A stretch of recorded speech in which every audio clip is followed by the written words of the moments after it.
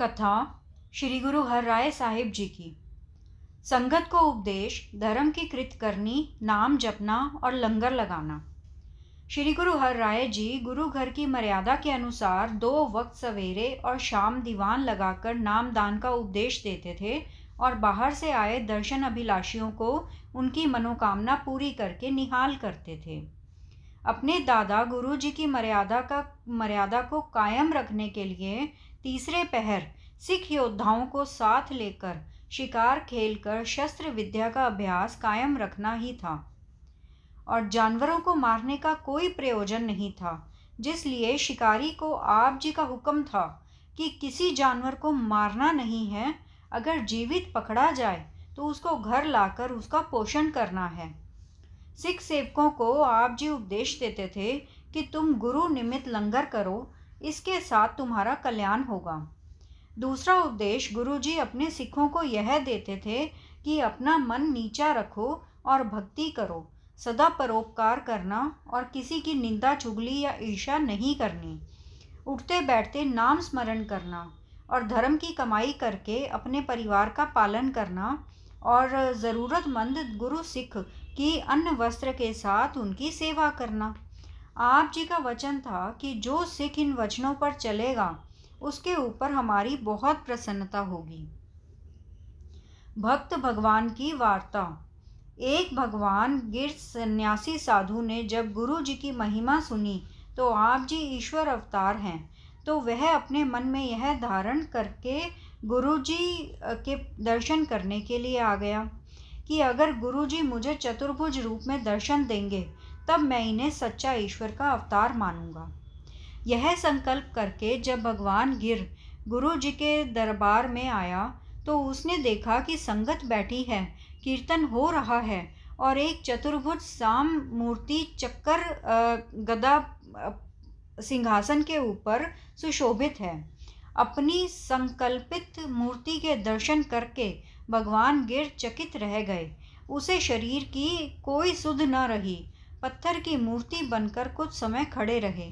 तदुपरांत अपनी चेतना को कायम करके उसने गुरु जी के चरणों में दंडवत होकर माथा टेका और जब उठकर देखा तो गुरु जी अपने गुरु स्वरूप में दर्शन दे रहे थे। भक्त भगवान यह कौतुक देखकर बड़े प्रभावित होकर कहने लगे कि महाराज, मुझे अपना सिख बनाकर उपदेश बख्शो। गुरु जी ने उसकी श्रद्धा भक्ति देखकर उसको चरणामृत देकर सतनाम का उपदेश दिया और वचन किया, भक्त भगवान दर सह परवान। यह उपदेश और वरदान लेकर भक्त भगवान ने सिक्खी का बहुत प्रचार किया। गुरु जी की आज्ञा के अनुसार भक्त भगवान जी बेदी वंश बाबा लक्ष्मी चंद जी के पौत्रे मेहर चंद जी के दर्शन करने के लिए डेरा साहब बाबा नानक यात्रा करने जाते रहे। गुरु जी का करतारपुर जाना। श्री गुरु हरराय जी के बड़े भाई धीरमल जी करतारपुर रहते थे। आपकी माता नती जी ने दोनों भाइयों का मेल मिलाप रखने के लिए एक दिन आप जी को प्रेम सहित करतारपुर ले आई। धीरमल जी भी आप जी को प्रेम और सत्कार के साथ मिले और एक सुंदर मकान में डेरा करवा दिया। गुरसिख नर नारी और गुरु घर के श्रद्धालु भेंट लेकर आप जी के दर्शन करने आए। कीरतपुर बसने का प्रसंग सुनकर बड़े ही प्रसन्न हुए। भाई भक्तों का दर्शन करने आना। करतारपुर आप जी के कुछ महीने बड़े आनंद पूर्वक तथा प्रसन्नता सहित व्यतीत हुए।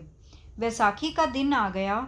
जंगल प्रदेश मालवे की संगत जो आप जी के दर्शन करने करतारपुर आ रही थी, जब उनको पता चला कि गुरु जी इस समय कीरतपुर निवास रखे हुए हैं तो वे भी कीरतपुर आ गई। इस संगत के साथ भाई भक्तू जी भी गुरु जी के दर्शन करने आए। भाई भक्तू की वृद्ध अवस्था को देखकर गुरु जी ने हंसकर कहा, भाई भक्तू जी, कोई जवान स्त्री विवाह लो, बुढ़ापा सुखमय निकल जाएगा। तदुपरांत दूसरी बार जब कुछ समय के पश्चात फिर भाई भक्तू जी गुरु जी के दर्शन करने आए तो रास्ते में एक 12 साल की लड़की जो बाजरे के खेत की रखवाली कर रही थी, उसको देखकर मन में विचार आया कि करतारपुर जाकर शरीर त्याग देना है, इसलिए अब गुरु जी के वचन को सफल कर जाना चाहिए। इस विचार के उपरांत भाई भक्तू ने लड़की को कहा कि तू मुझसे शादी कर ले, मैंने गुरु जी के वचन सफल करने हैं। जब लड़की ने कोई जवाब न दिया तो भाई जी ने बाजरे के अनाज और खेत के जानवरों को सुनाकर कहा कि तुम इस बात के गवाह रहना, मैंने अपना मन करके इसके साथ अपना विवाह कर लिया है। यह बात करके भाई भक्तू जी जब गुरु जी के पास आए तो गुरु जी ने हंसकर कहा कि सुनाओ भाई जी, विवाह करके वहीं छोड़ आए? तो भाई जी ने कहा कि महाराज, मैंने आप जी के वचन का पालन न की है, मेरा और कोई प्रयोजन नहीं है। गुरु जी ने वचन किया, वह लड़की अब सारी उम्र जत सत में ही व्यतीत करेगी और देवी समझकर पूजी जाएगी। खोटा धन खाने से दुखों की प्राप्ति। अपना अंत समय नज़दीक जानकर भाई जी करतारपुर ही गुरु जी के पास रहते थे कि आप जी को भयंकर पेचश लग गई, जिससे भाई जी को वृद्ध अवस्था में दुखी देखकर एक सिख ने पूछा कि भाई साहब जी, आप इतना दुख क्यों भोग रहे हो? भाई जी ने कहा कि जो सिख अपनी छल कपट की खोटी कमाई में से हमें कई प्रकार के खाद्य पदार्थ देते थे, उन सिखों के कल्याण करने के लिए हम यह लेखा यहीं पर ख़त्म कर रहे हैं, ताकि हमें आगे जाकर न देना पड़े।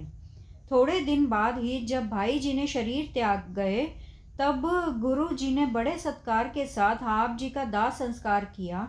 13वें वाले दिन भाई भक्तू जी के पुत्र जीवन और गौरे को गुरु जी ने दस्तार बंधवाई। भाई जीवन का एक ब्राह्मण पुत्र के लिए प्राण त्यागने। गुरु जी के करतारपुर निवास समय वहाँ के एक ब्राह्मण का इकलौता लड़का मर गया। लड़के के माता पिता ने जब गुरु जी के पास आकर बहुत कुर्लाहट करके कहा कि हमारे पुत्र को जीवित करो, नहीं तो हम भी यहीं तुम्हारे द्वार पर ही प्राण त्याग देंगे। तब गुरु जी ने कहा कि अगर कोई इस लड़के की जगह अपने प्राण त्याग दे तब वह जीवित हो सकता है। तो गुरु जी का यह वचन सुनकर जब उसके माँ बाप प्राण देने के लिए तैयार न हुए तो उनके कुर्लाहट से बुरे हाल पर तरस करके भाई जीवन यानी भाई भक्तू के पुत्र भाई जीवन ने यह सोचा कि एक दिन तो मरना ज़रूरी है, अगर यह लड़का जीवित हो जाए तो जीवन सफल हो जाएगा। यह सोचकर भाई जीवन ने अपने डेरे जाकर कपड़ा बिछाया और ऊपर लेटकर अपने प्राण त्याग दिए। जब इधर भाई जीवन ने प्राण त्यागे तो उधर ब्राह्मण का पुत्र तत्काल जीवित हो गया। भाई जी का यह बलिदान देखकर सब ने उन्हें धन्य कहा। गुरु जी ने भाई जीवन का संस्कार भाई भक्तू की शमशान भूमि के पास ही करवाया और वचन दिया कि जीवन का निवास गुरु नानक साहिब जी के चरणों में होगा। तदुपरांत जब गुरु जी को पता चला कि भाई जीवन की स्त्री गर्भवती है तो आप जी ने वचन दिया कि इसको लड़का पैदा होगा जिसका वंश बहुत फैलेगा। इस तरह गुरु जी ने भाई जीवन की प्रशंसा करके और उसे वरदान देकर सबको धैर्य बंधवाया। इस समय जो गुरु जी की भेंट चढ़ी उसका गुरु जी ने लंगर लगवा दिया और जो बाकी बचा वह धीरमल को दे दिया। दारा शिकोह ने गुरु जी के दर्शन करने। यहाँ से गुरुजी माझे की संगत की प्रार्थना स्वीकार करके रास्ते में गांव के लोगों को उपदेश द्वारा निहाल करते हुए गोइंदवाल आ गए। यहाँ आप जी को भल्ले साहिबजादे बाबा नंद और सहस राम जी के परिवार ने बड़े सत्कार से डेरा करवाया और आपकी सेवा संभाल की। जब दारा शिकोह अपने भाई औरंगजेब से लड़ाई में हार खाकर मुल्तान को जा रहा था तो उसको व्यास नदी के पतन से पार होकर पता चला कि इस समय गुरु जी भी गोइंदवाल आए हुए हैं, तो वह भेंट लेकर आप जी के दर्शन करने आया। गुरु जी को नमस्कार करके उसने अपनी व्यथा बड़े धैर्य के साथ सुनाई और अपने आप का कोई दुख प्रकट न किया। उसकी इस हर्ष शोक रहित दशा को देखकर गुरु जी ने पूछा, दारा शिकोह, अब क्या चाहते हो? दारा शिकोह ने हाथ जोड़कर कहा कि महाराज, दिल्ली का तख्त जो रात दिन झगड़े लड़ाइयों का अखाड़ा और हर्ष शोक का घर है, उसको मैं नहीं चाहता। मुझे आत्मज्ञान का वरदान दो, जिससे मुझे सच्ची दरगाह का तख्त प्राप्त हो जाए। दारा शिकोह की यह प्रार्थना सुनकर गुरु जी ने उसकी तरफ जब कृपा दृष्टि से देखा तो उसको आत्मज्ञान प्राप्त हो गया। यह अनुभव करके दारा शिकोह ने कहा कि महाराज, आप जी ने मुझे यह अमूल्य दान दिया है। 5 भूतक शरीर से मेरा अब कोई स्नेह नहीं रहा। इस तरह मनेच्छित पदार्थ लेकर दारा शिकोह लाहौर को चला गया और गुरु जी कुछ दिन गोविंदवाल विश्राम करके वापस कीरतपुर चले गए।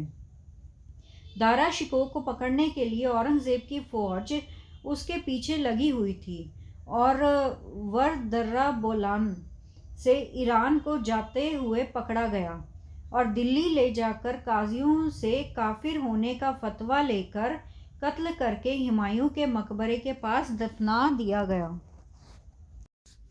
सतनाम सतनाम सतनाम जी, वाहे गुरु